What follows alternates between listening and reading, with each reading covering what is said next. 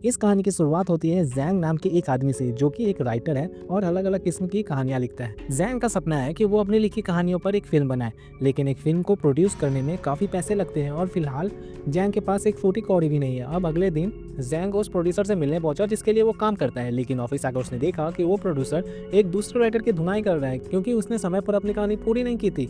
अब ये देखकर जैंग काफी घबरा गया क्योंकि उसकी कहानी भी अभी अधूरी थी, लेकिन इससे पहले कि प्रोड्यूसर उसका भूत बनाता उसने अपनी गलती मान ली और कहानी को पूरा करने के लिए 1 महीना का टाइम मांगा। लेकिन 1 महीने के बजाय प्रोड्यूसर ने जैंग को केवल सिर्फ 4 दिनों का मोहलत दी और अगर उसने 4 दिनों के अंदर इस कहानी को पूरा नहीं किया तो उसे प्रोड्यूसर के पूरे पैसे लौटाने होंगे।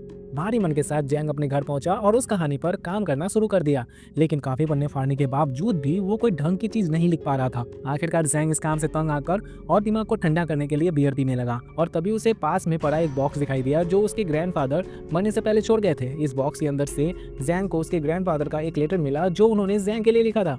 अब चूंकि जैंग ने काफी दारू पी ली थी, इसीलिए इस लेटर को पढ़ते पढ़ते उसकी आंख लग गई। अब सपने में जैंग ने अपने ग्रैंडफादर को देखा जो इसे खुफिया खजाने का पता बता रहे थे।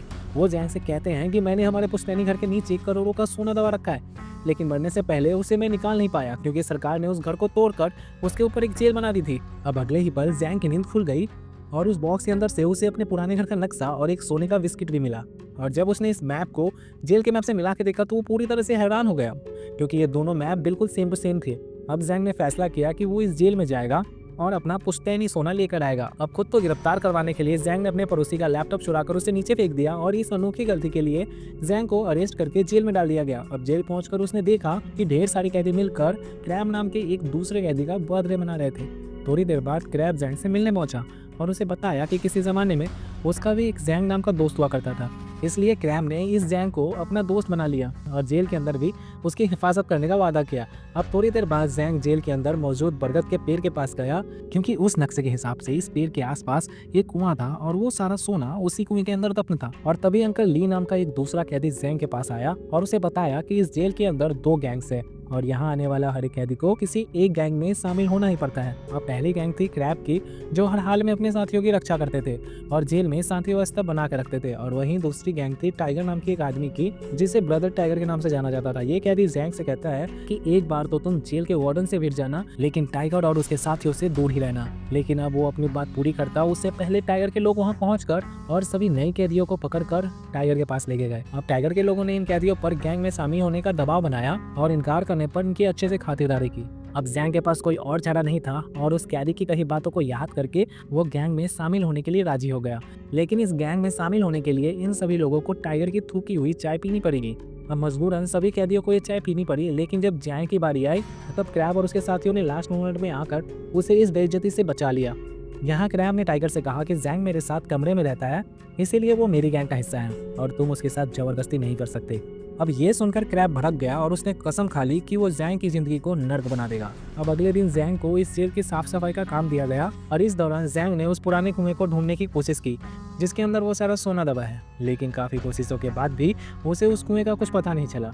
इसके बाद वो जेल की लाइब्रेरी में पहुंचा जहां उसे ये बात पता लगी कि कुछ महीनों पहले ही इस जेल को तोड़कर दोबारा से बनाया गया है और इस जेल का नया नक्शा उसे यहाँ के फाइल रूम में मिलेगा।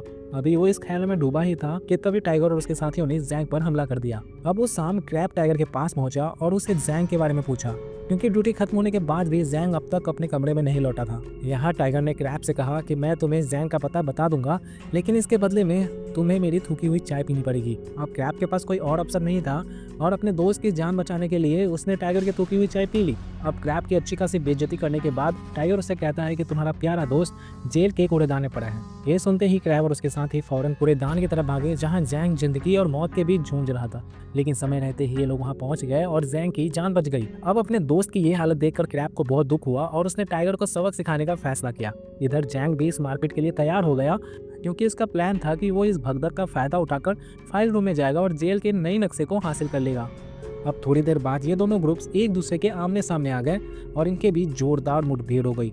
इस भगदड़ का फायदा उठाकर जैंग ने गार्ड से उस फाइल रूम की चाबी चुरा ली और फौरन उस कमरे की तरफ भागा, लेकिन इससे पहले कि वो अंदर जा पाता टाइगर और उसके साथियों ने उसकी खूब पिटाई लगाई और इस मारपीट के दौरान जैंग ने उस चाबी को कहीं खो दिया।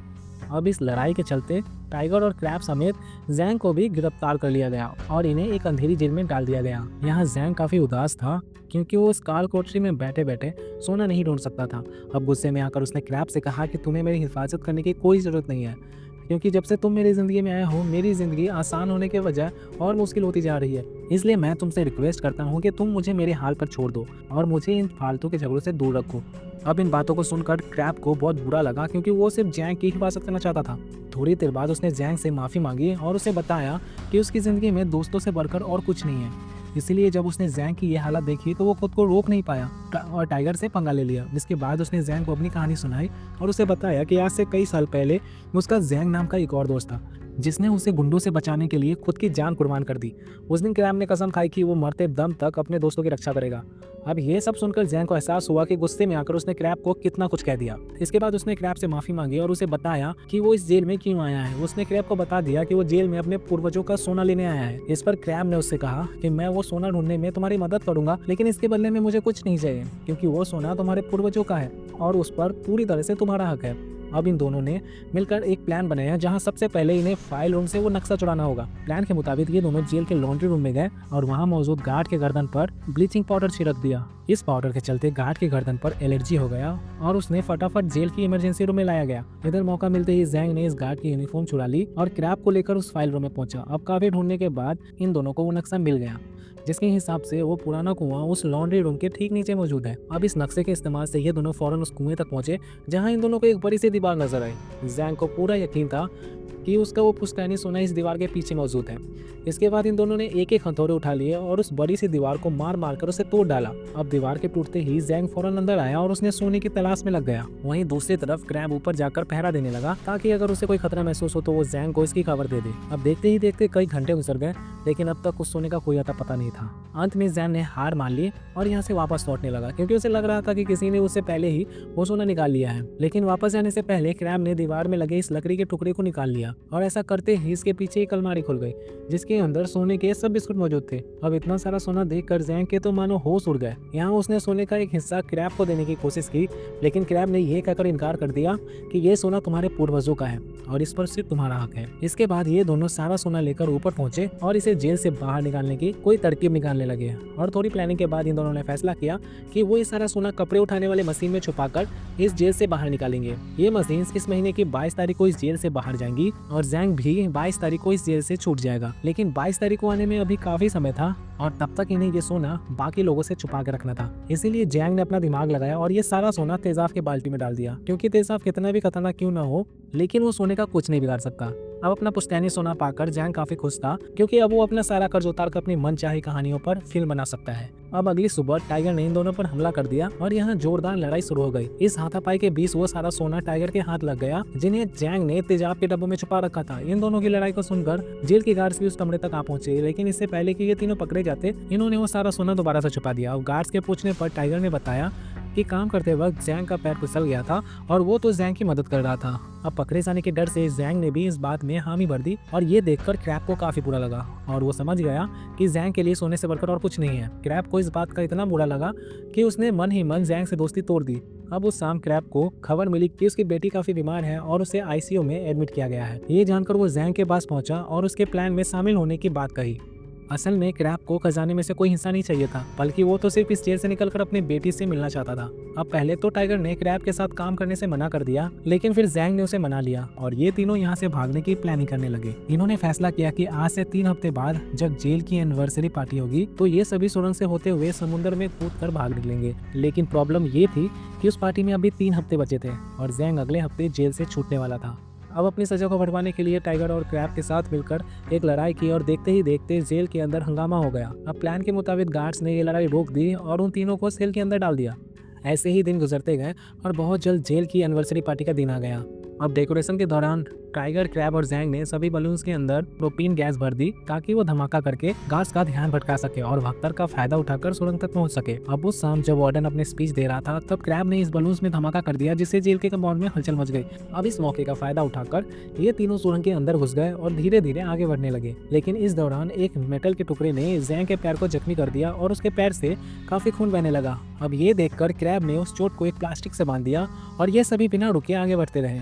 आखिरकार इन तीनों की मेहनत रंग लाई और ये सभी सुरंग के आखिरी छोर तक पहुंच गए। यहाँ इन सभी को एक बड़ी सी दीवार नजर आई जिसके दूसरी ओर एक विशाल समुद्र था और इधर गार्ड्स को भी इस बात की भनक लग गई कि 3 कैदी जेल से कहीं गायब है और ये खबर मिलते ही उन्होंने इन तीनों को ढूंढना शुरू कर दिया। वहीं दूसरी तरफ इन तीनों ने अपने बनाए बॉम्ब से उस बड़े से गेट को उड़ा दिया जिसके दूसरी ओर समुद्र था। इस सुरंग के ठीक नीचे एक नाव पहले से इनका इंतजार कर रही थी और इन्हें रस्सी के सहारे नीचे उतरना था, लेकिन एक बार फिर से टाइगर ने अपनी औकात दिखा दी और अपने शर्ट के अंदर से एक चाकू निकाल लिया। दरअसल वो इन दोनों को मारकर इनके हिस्से का सोना भी हथियाना चाहता था। यहाँ उसने क्रैब पर हमला कर दिया, लेकिन लास्ट मोमेंट पर जैंग बीच में आ गया और यहाँ इन दोनों के बीच जोरदार लड़ाई हो गई। यहाँ टाइगर क्रैब पर भारी पड़ा था और वो किसी भी पल उसे मार सकता था। ये देखकर जैंग ने कहा कि तुम ये सारा सोना ले जाओ, लेकिन क्रैब की जान बख्श दो। लेकिन टाइगर को इस बातों से कोई फर्क नहीं पड़ा और उसने क्रैब को ले जाकर समंदर में ढकेल दिया। लेकिन खुशकिस्मती से क्रैब ने एक रस्सी को पकड़ लिया जिसका दूसरा सिरा जैंग के हाथों में था। अब इन दोनों को इतना लाचार देखकर टाइगर इनके मजे लेने लगा, लेकिन तभी क्रैब ने मौका देखकर टाइगर को ही नीचे खींच लिया और टाइगर के साथ साथ